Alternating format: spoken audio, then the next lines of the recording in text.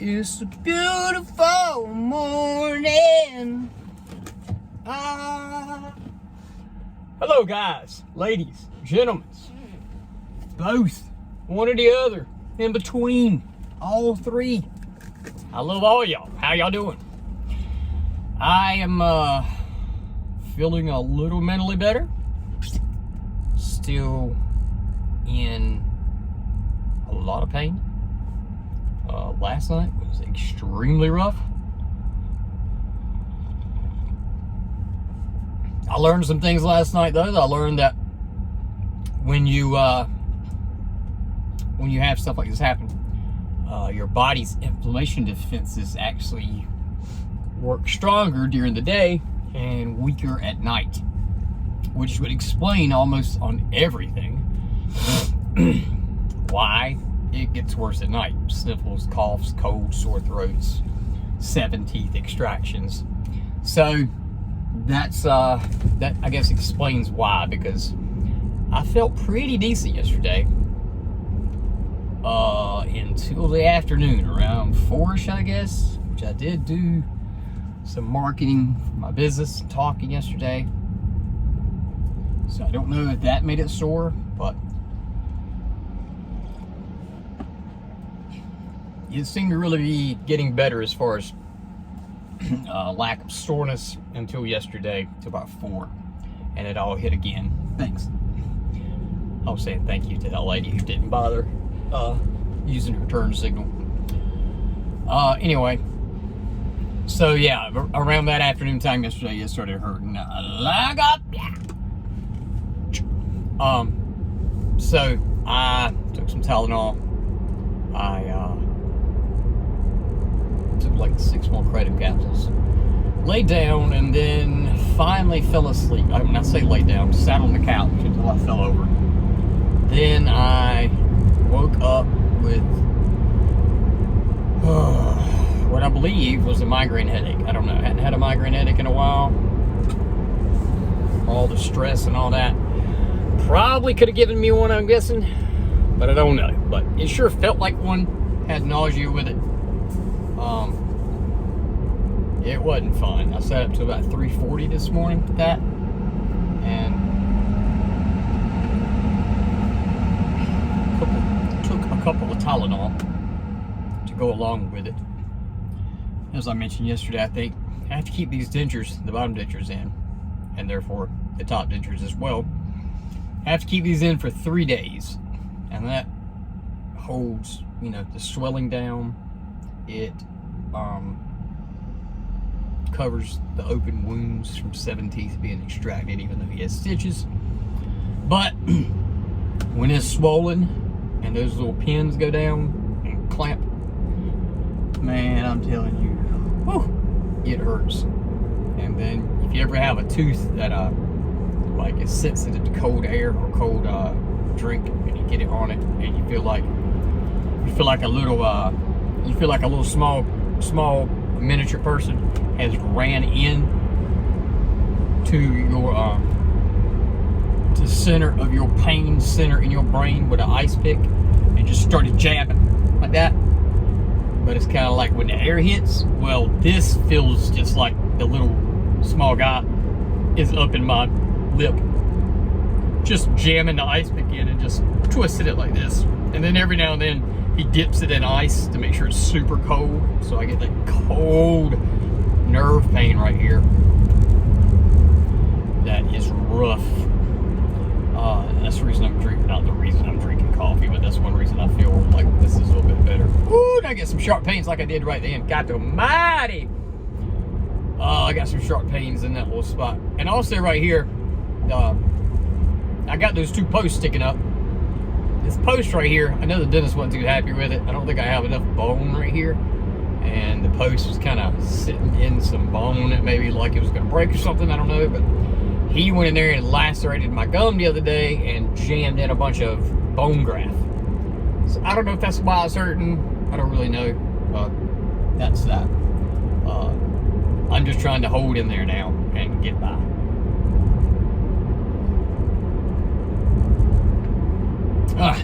So, on to work. I've two clients I've been sort of working with kind of every month. They're kind of in my two main clients. There I go again, getting in a bad situation where I'm counting on two clients to stop it. But two clients, they usually go monthly, which usually, takes care of my finances. And now all of a sudden they've kind of both stopped. And also, one stopped. The other, honestly, the other one, I can't tell if he's just trying to not pay me attention, to like run me off kind of nicely. Like maybe he don't want to tell me he don't want to continue with this, but by just not showing any interest or calling, I don't know. I have no idea. The guy has a lot going on in his life, and I told you, I always look at me first. So I'm always thinking it's me. I'm always thinking the guy's acting weird and the woman's acting weird. It's towards me. But I asked the guy the other day, I was like, I'm not bothering you, right? Like, I'm just trying to do the job you're paying me for. I don't want to seem too pushy. Lately, I feel like I'm pushing you and kind of, I don't know, kind of feel bad. And he said, no, I'm just really busy. So, but it is troublesome to push somebody and to call them every day. Not that, but it does feel, it's uncomfortable to do that when you feel like you're pushing them and you feel like they kind of don't want to do it, and you're calling them, reminding them every day of something. Jesus Christ, this stud hurts over here. Oh my God. All right, but anyway, so I'm gonna move my priority away from them, I guess, away from those two customers. Not dropping them, not mad at them or anything at all. They have their work just like I do. They have their plans and schedules. Things happen.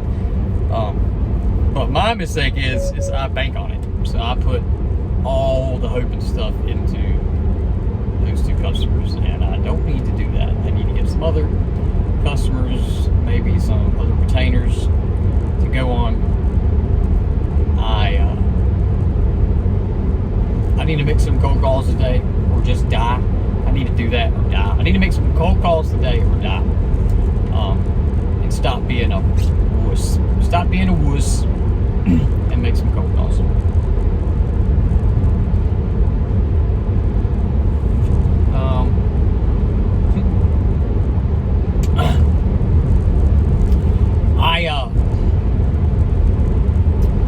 I definitely got to change stuff because the financial issues are getting real. Had a little bit to set back on. Had a little bit, couple of favors to get me through a couple of spots, but it's getting super real now. And life keeps on challenging me. Keeps on challenging me. Which I guess that's good. I need a challenge. I tell people I need challenge. I need honesty. I need critiques. I need criticism. They may hurt, but they also make me think. They also make me feel guilty. Make me feel not as much. So it drives me. It makes me want to, like, having a rough time, kind of dropping her, tapering off this kratom stuff. And all that would take is one person with sincerity, not just BSing me to do it, but one person with sincerity to say, Mike, the reason you can't get off is because you can't do it. You're not strong enough to do that. You can't do it. If somebody would say that to me, that's like a challenge. Like, all right, it's getting ready to be done.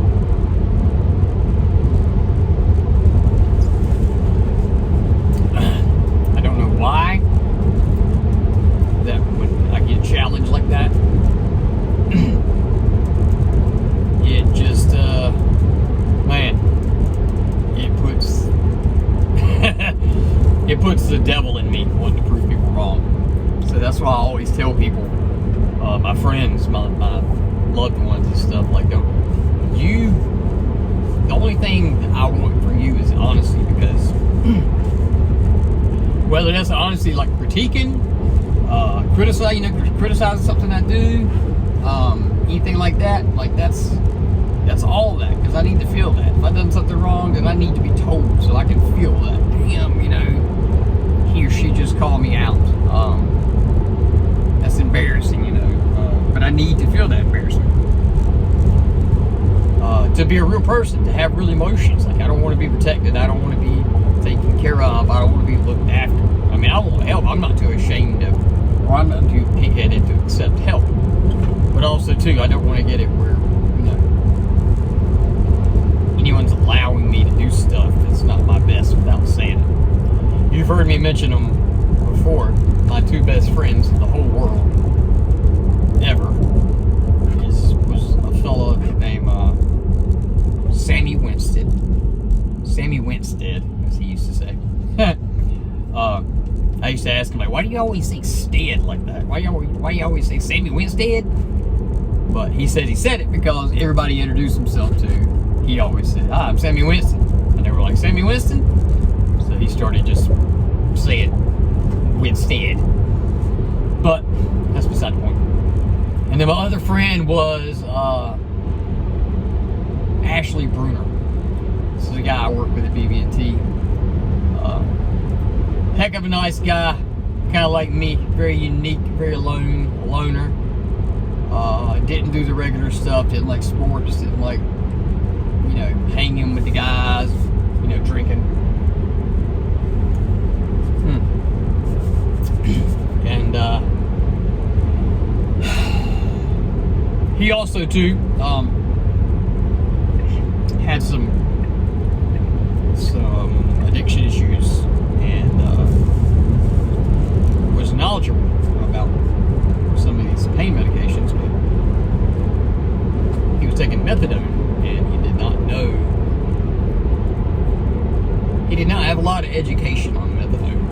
He was very familiar with Percocet, Oxys, Vicodin, stuff like that.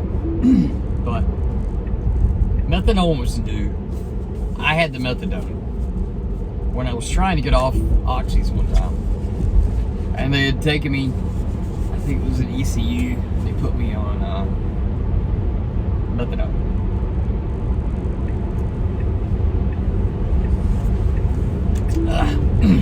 And like all those losers back then, I say losers, I don't want to be hard on us all. Like all of us young men growing into adults, we made mistakes, and us doing that, we shared pills and lended each other medicine from time to time. Give you one back later, blah blah blah. But Ashley got some methadone, and I saw him on Thursday, and he told me about it, and we talked, and I said, be careful with those things, man. So methadone has a very, very heavy breathing sedation characteristics. So it will stop your breathing and slow your breathing down way more than like a Vicodin or Oxy or hydrocodone. Fentanyl's even worse. Way more potent.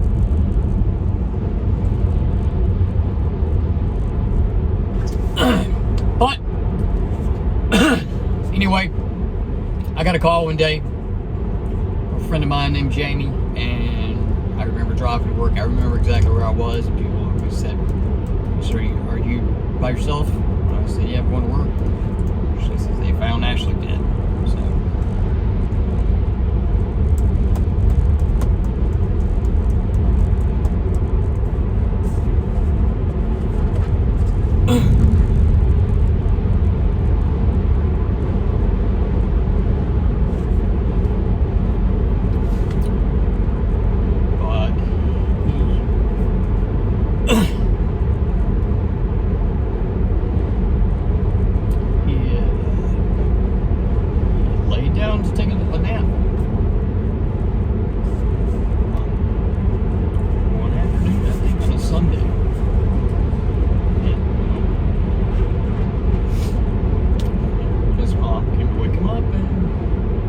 She couldn't even come up.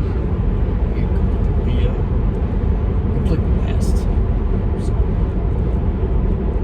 but, sorry guys.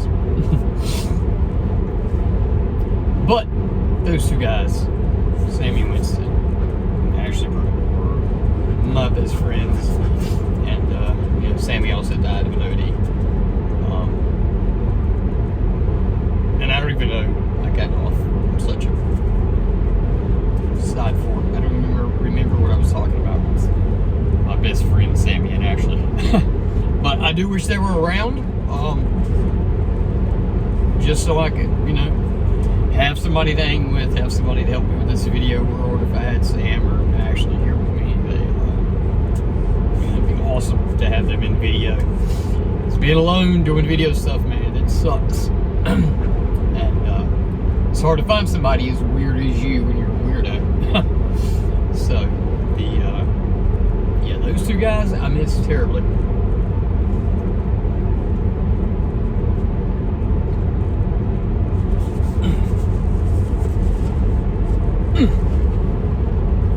Oh man, life is something, but you get on. I've been blessed to be here, and all the oxys and methadone and stuff I've done. I've been lucky that I have not OD'd, but that was back in the day. But my friend Ashley, he didn't have a lot of, he was unique like me, like very unique, very truthful. I think that's what I was talking about, was just truth and honesty. And the rare people that you can get, as your friend to, give you truth and honesty. Because, man, excuse me, nobody else hurt your feelings, nobody wants to hurt your feelings. Nobody wants to criticize you. And a lot of times that results in, it results in negative things. I was talking to my wife last night, about my father. And his dad was just a huge piece of shit. He was a farmer, they had 7 kids, and my dad said that he got beat every day. He got beat every day of his life. He says he can't remember a day not getting beat. And it's one in the city with the people around, so social services, and none of that should happen. But my father, he says he remembers getting beat. Where blood filled up the bottom of his shoes, where he'd been beat and blood ran down his leg. But my point about him and the raising me, not wrong or anything like that, but just critiques that I could apply to my own life and try to think about with my own kids, and an explanation of why I'm like I am. And that is your wife, I'm sorry. But my father got told that he was nothing.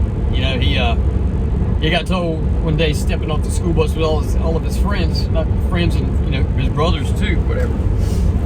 But his dad was standing there with another dad. I think I've told this before, but just to recap. And he told him, he said, "See that guy there?" He's talking about my dad. He said he won't ever amount to a GD thing. He said he's the black sheep of the family, and he's worthless. And my pops was a really hard guy. My pops did not cry. He didn't get teary-eyed. He was not an emotional man. But he told me, that hurt him more than anything in the world. And my father wasn't very book smart. My father was extremely smart, logic-wise, common sense-wise. And, he just knew to work.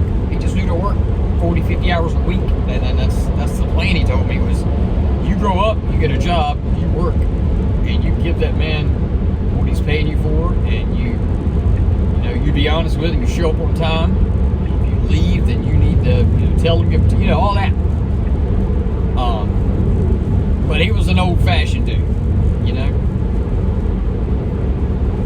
So he, in return, went the complete opposite, you know, way. If this was yin, he went yang, because he never got love and he never got showed attention. He never got told, you know, that he was worth something and that he could be worth something or could be worth more.